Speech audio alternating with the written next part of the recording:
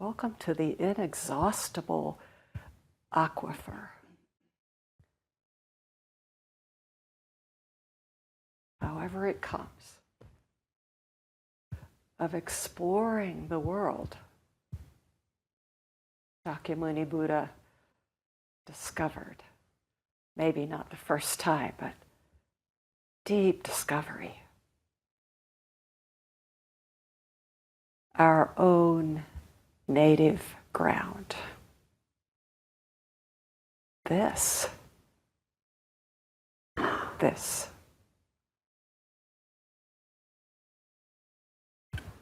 So here we are on January 2nd, 2025. Wow, every year it's hard to say that next number, but somehow this is different.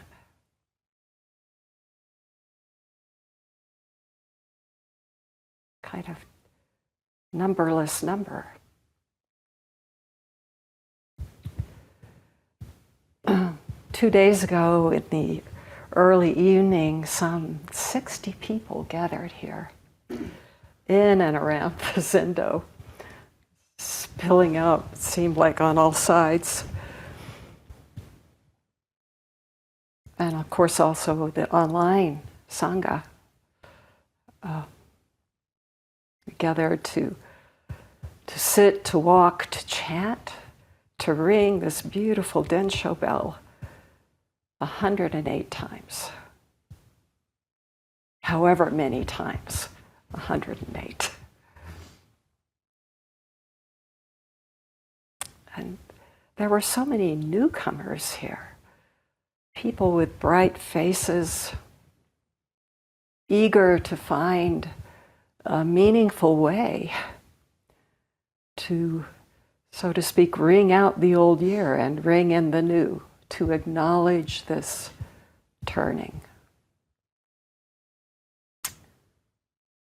The draw to sitting in silence, sitting in a place, this place, dedicated to practice. May also have been a way to hold open the threshold of leave-taking and to enter what for many seems to be a particularly turbulent time in all sorts of ways. So we're here in a kind of liminal space, this word that's like right on the threshold. But you can't quite define it. Groundless. Always already. This. And yet, a watershed moment, a moment of concern for this country, for planet Earth, this beautiful, blooming planet.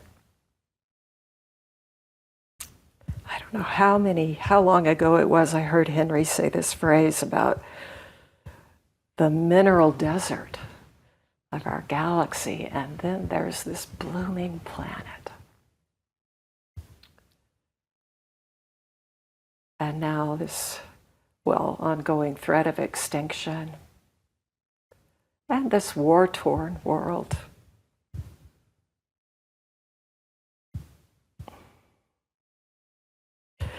Sitting today like what to offer for a talk, and really what just comes is, may all beings be at peace.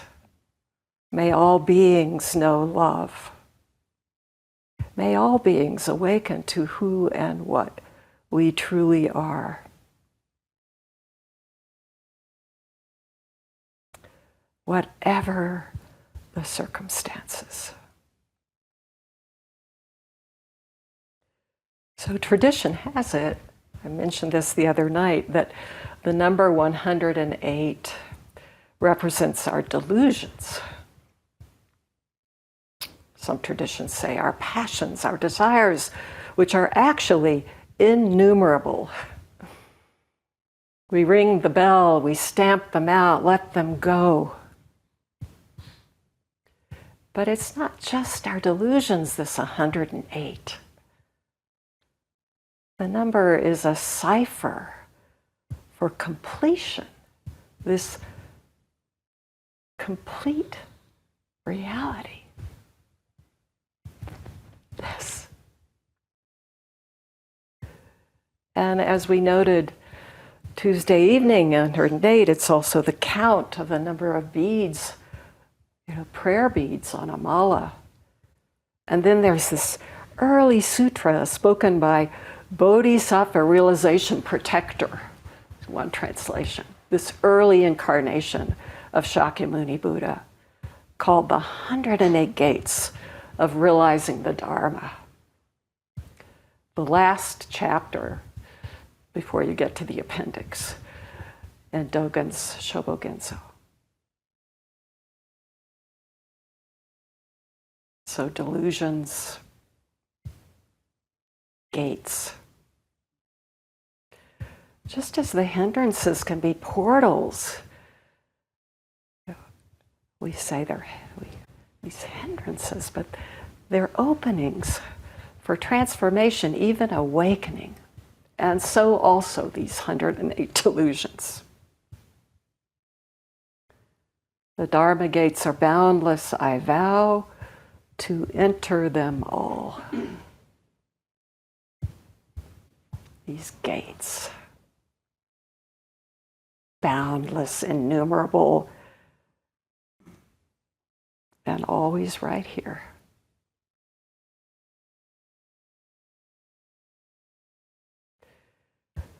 So before turning to a koan, I just wanted to share a couple of ways that Mountain Cloud practitioners have been naming this over the years. They just sort of collect and surface. One is from a student who wrote, sort of trying to name the way we do what words can't touch. This student wrote, a dropping away of all the mental processes that felt like an illness, and seeing the self in that moment as exactly who I am. The student wrote, I just do what others do. The doing being done for now. Being. Or as Dogen sometimes calls it, functioning. I was part of it, not watching, observing. And then just naming this gratitude. This is how it is.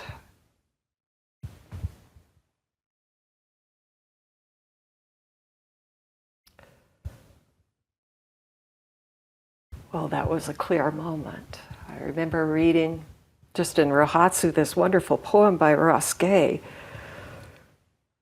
on gratitude, and he's not turning away. What would it be like to say only thank you, he asks. This practice gives us a clue about what that would be like. What that is like. The student then asks the question to themselves, what do you really know? Coming up out of that. So natural. And driving home then from a day of session, it was a session here, staying locally, asking this question. What is it you want? And immediately came the response. I want to be loved. Suddenly, a shooting star went all across the sky. And the student said, I can drop the apostrophe D. I want to be love, to be what I am. And then another student who is looking deeply into the origin of Mu, this question that comes up in koans. That one said, "There's nothing behind my gaze." And the student spoke of a dropping off of consensus reality, the tacit agreement to limit our vision, our sense of wonder, our capacity for freedom, compassion, availability. And then in an unguarded moment, the student turned their shirt inside out before putting it on, and then turning it around outside in, suddenly just gone.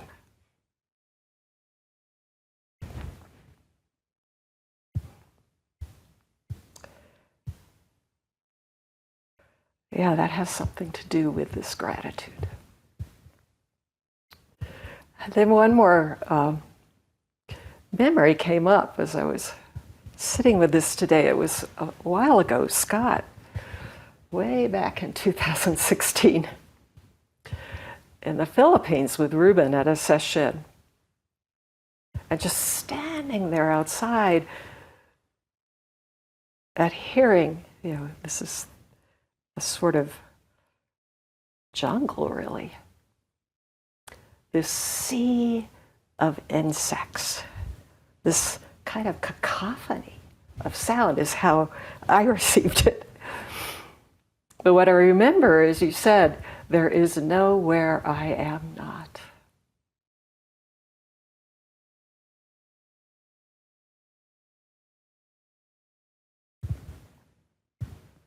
Hearing that sea, hearing the sounds of the world, the cries of the world.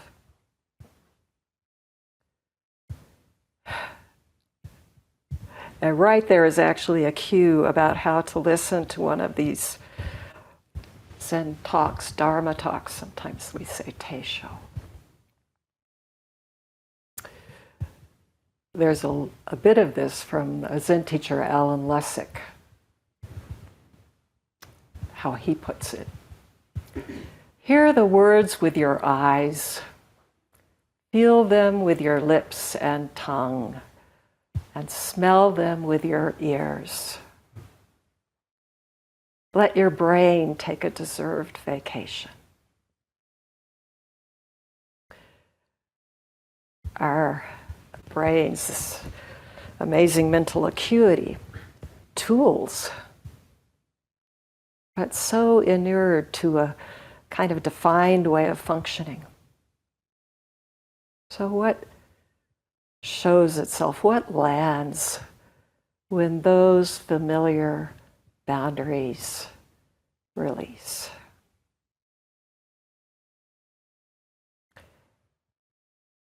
It could just be the beauty of this room, of being here together. That is sufficient.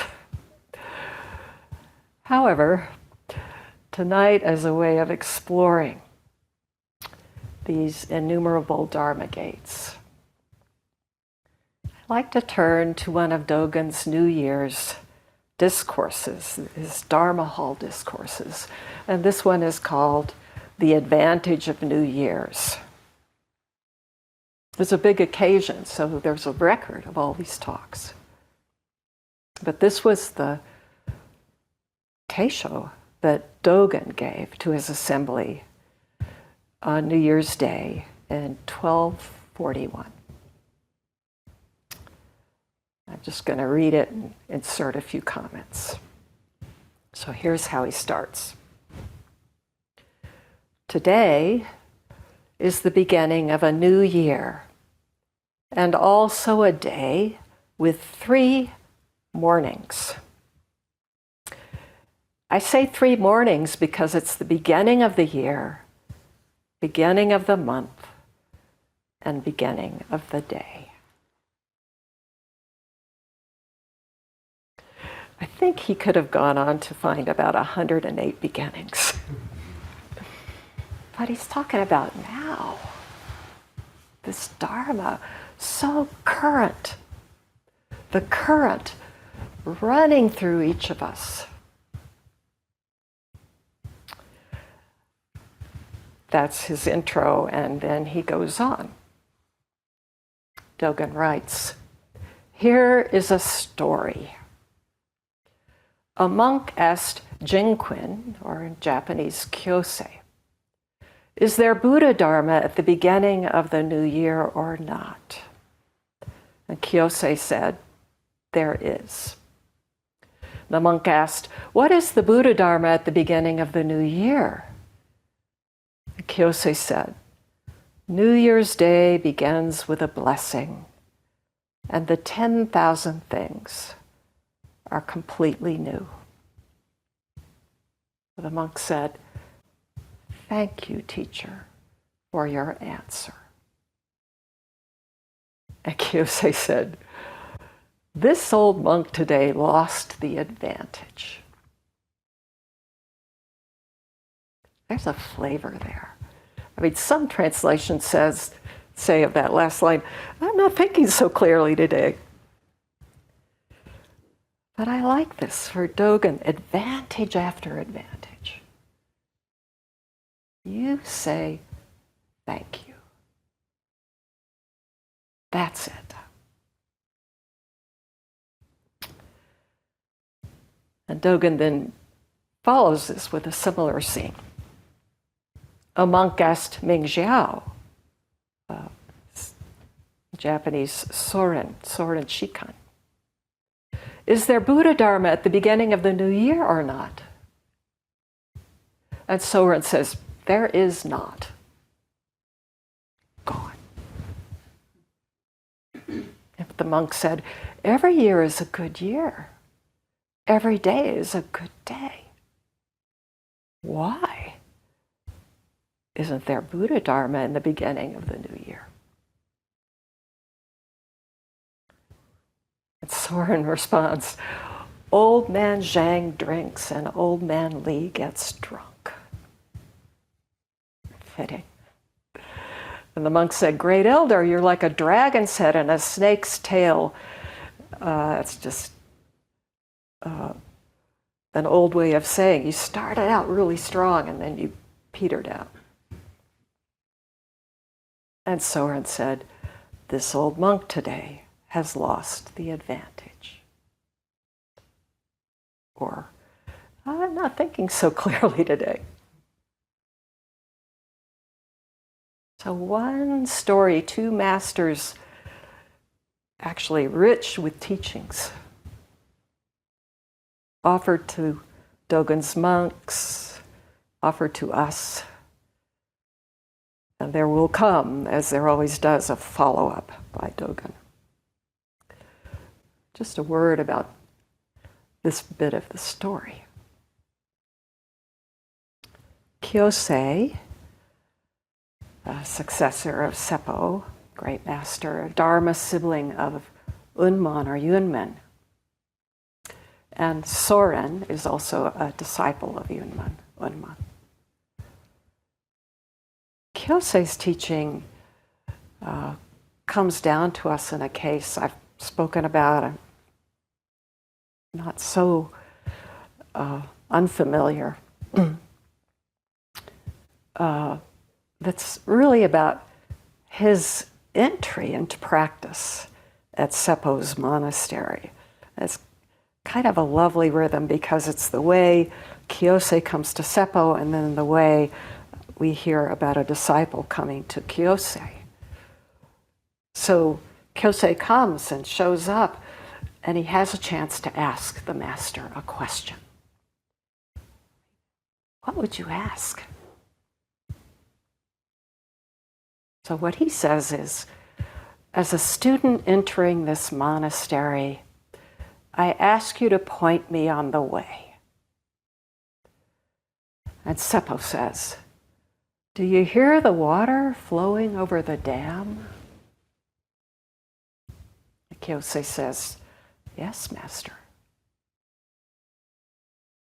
And in this particular record, it's Gensha or Huansha who's there and adds the comment right on the heels of it. Do you hear the sound of the water over the dam? And Gensha says, enter there. Do you feel the weight of your body on the cushion, on the mat, on the chair? Enter there. What is this Dharma gate? This one, this 108 over 0. The intimacy of your life, any one bit of it. Or the rise of what seems to be increasing oppression in this country, around the world. War, famine, disdain, solidarity, of love with no opposite. Enter there. And then later on, a student comes to Kyosei and says, I want to study Zen. How can I enter the way? And Kyosei asks, what is that sound outside the gate? And then he himself answers, that is the sound of the rain. Enter there.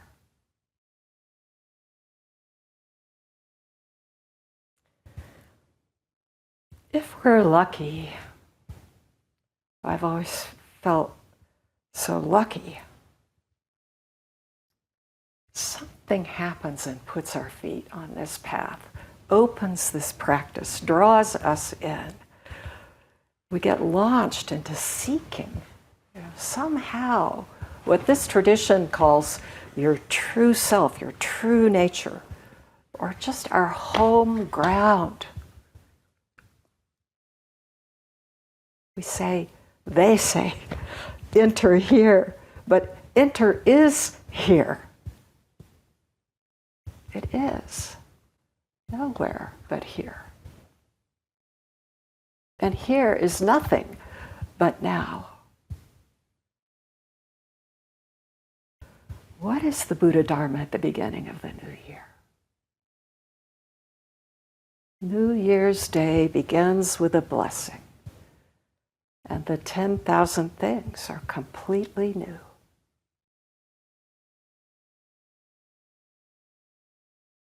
Thank you, teacher, for your answer. Lost the advantage.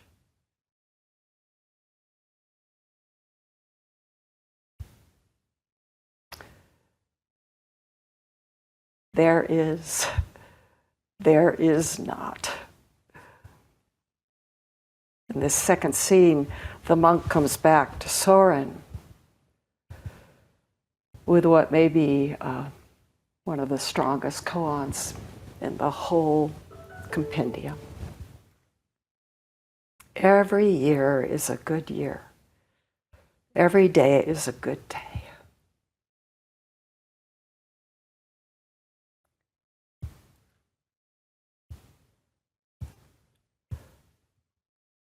What state of mind, what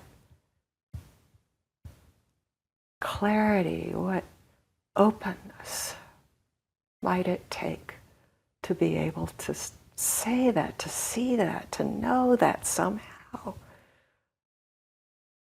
this good day.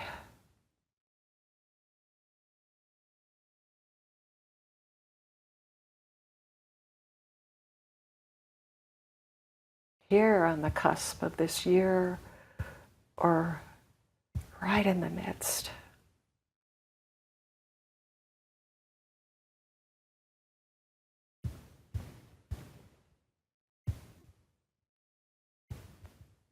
Well, I think it's a koan for a lifetime, but it's absolutely clear there's no place to divide this good.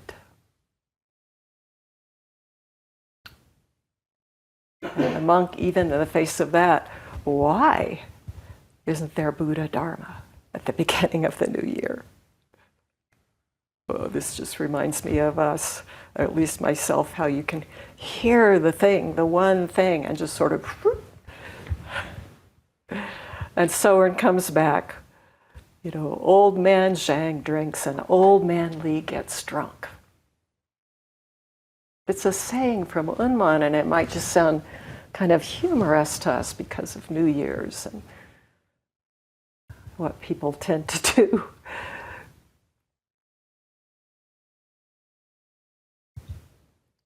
But actually, you know, he's pointing again, yet again, to this incalculable oneness, this utterly indivisible, I mean, we say interconnectedness, but it's not even close enough. You take a sip of water, and my thirst is quenched.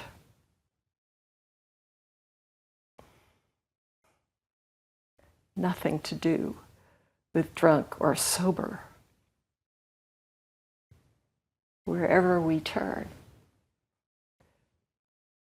there's your whole body.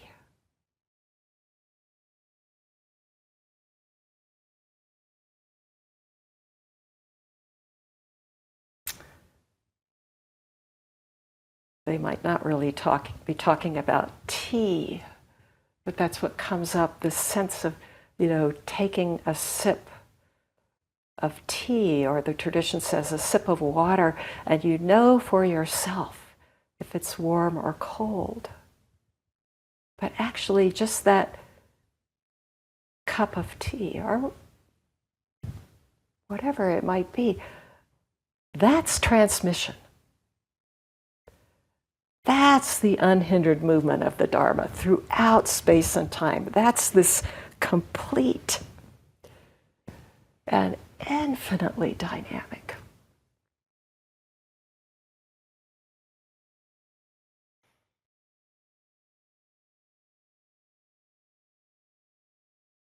Unman is all about this world of infinite dynamism. There's a case at the end of the Mumon Kan, right at the end, Mumon puts this, where Unman, you know, says, holds up his fan. This fan jumps up to the highest heaven and adheres to the nose of the deva sitting there. That's actually you.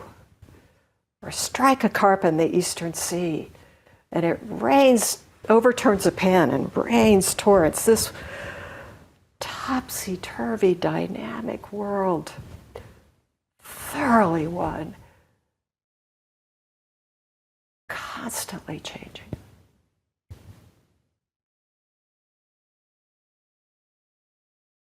Great Elder, you're like a dragon's head and snake's tail.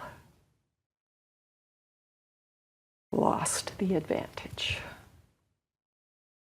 That lost includes everything.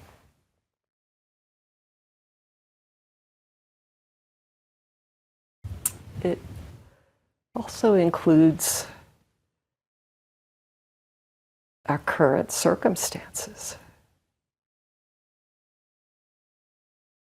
When we were sitting tonight, you know, in this phrase, somehow advantage after advantage floated up, and immediately what came in is Dogen's teaching about mistake after mistake.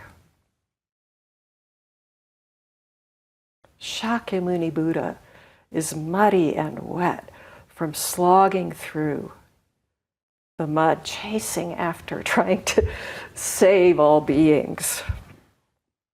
And as for us, our way is mistake after mistake. Every day is a good day.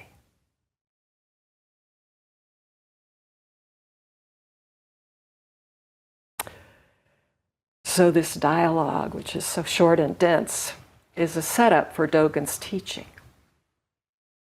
for conveying this world. That's his life. He's trying to share it. So here's the last section. The teacher Dogen said, "Both teachers say the same.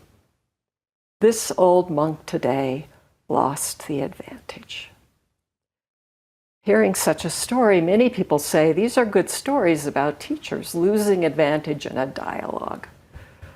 This mountain monk, in other words, Dogen, does not at all agree. Although Kiyosei and Soren speak of one loss, they do not see one gain. Suppose someone were to ask me, Kosho, this is Dogen, always sort of speaking of himself in the third person. If there is Buddha Dharma at the beginning of the new year or not, what if someone asked me? I would say there is.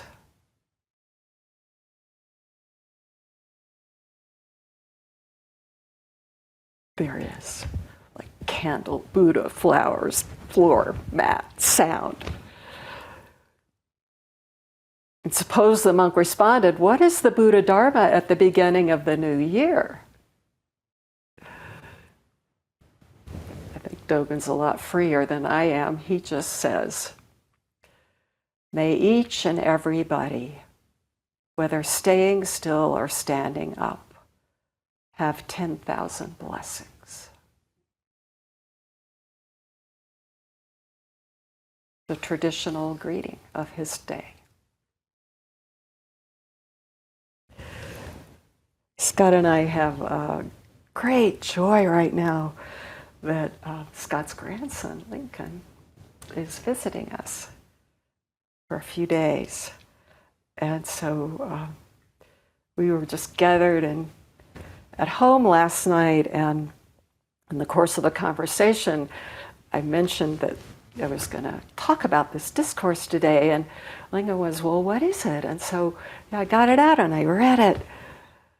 And I read it and I was like, is that it? Is that enough? Is that the talk? Is that? But silently. And Lincoln just listened and said, a blessing. That's so fitting. Acknowledging that things are hard. And also, they don't have to be this way.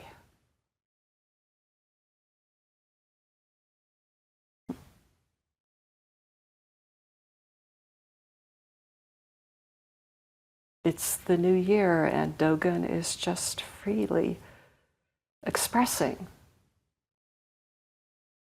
what for him is this fallen away world that's always new. There's no other way.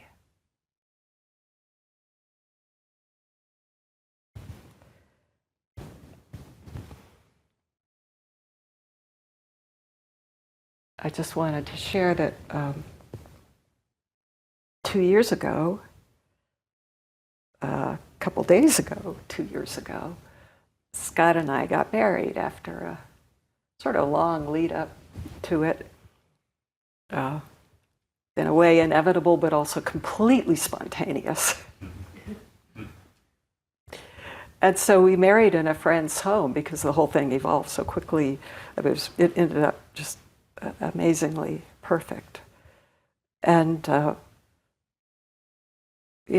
very simple. And these two friends who were witnesses, we invited them to each sort of read something. And one, an author, I thought, oh, she'll read a poem of hers or a passage. And came time, we didn't know.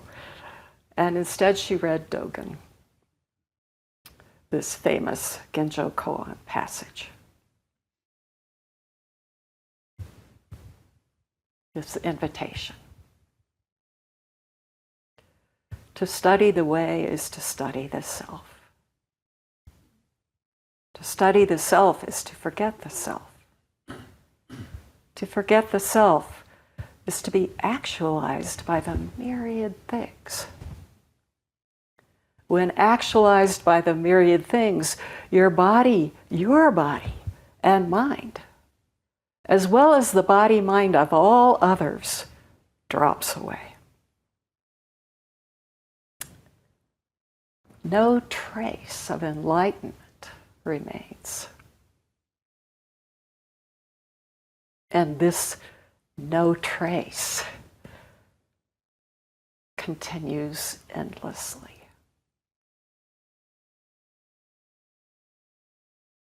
That's what this is. No trace. Endlessly. So Dogen ends his New Year's talk. Suppose, the monk said, in that case, in accordance with this saying, this blessing, I will practice. Dogen says, this mountain monk would say to that one, I, Kosho, today have advantage after advantage. Now please practice.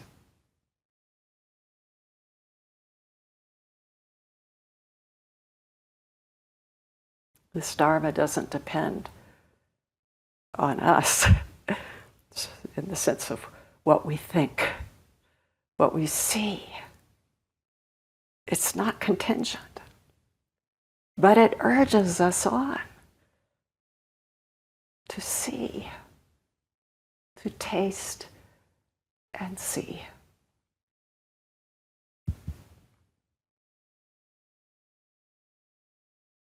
Maybe right here, letting our hearts break open and illumine the way.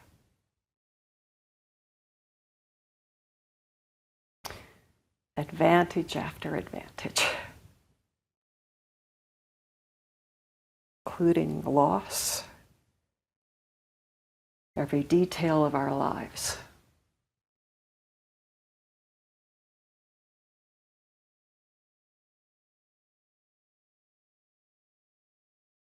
Thank you all so much for this shared practice.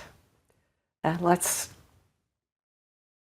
hear, if we hear only one word from this discourse. Now, please practice.